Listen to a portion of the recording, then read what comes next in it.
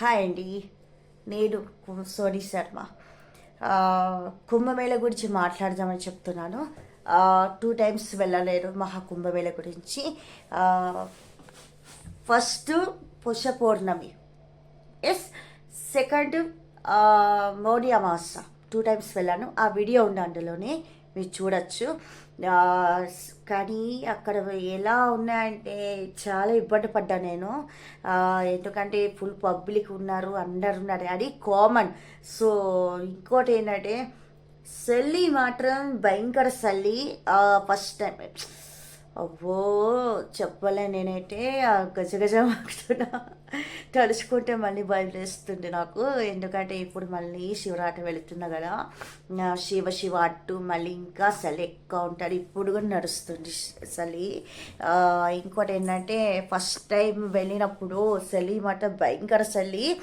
మీరు చూడండి, ఆ చలిలో నేను స్నానం చేస్తుంటే కుంభమేళలో ఆ శరీరం అంతా ఇట్లా చలికి మొట్ట కొరికేస్తుంది.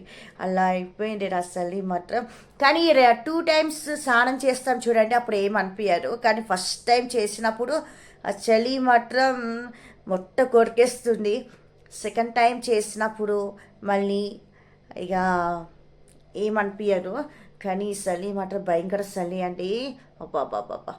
Okay okay. కుంభమేళ ఏంటంటే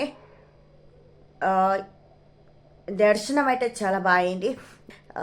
అమ్మవారి దర్శనం అయితే చాలా బాగా జరిగిందండి. మీరు చూడొచ్చు, అందులో వీడియో చూడొచ్చు. మౌని అమావాస్య అనే ఒక సెకండ్ వీడియో చూడొచ్చు. ఫస్ట్ వీడియో చూడొచ్చు, సెకండ్ వీడియో చూడొచ్చు, అందులోనే ఉంది. ఇప్పుడు థర్డ్, ఎస్, మహాశివరాత్రిని వెళ్తున్నాను, మీరు చూడొచ్చు. మీకు వీడియో చూపిస్తాను మహాకుంభమేళ గురించి, నాగసాధువులు, మీకు అన్నీ మొత్తం చూపిస్తాను. ఓకే, అప్పటి వరకు వెయిట్ చేయండి. నేను ఒక 4 డేస్లో 5 డేస్లో బయలుదేరుతున్నాను, మీకు చూపిస్తాను.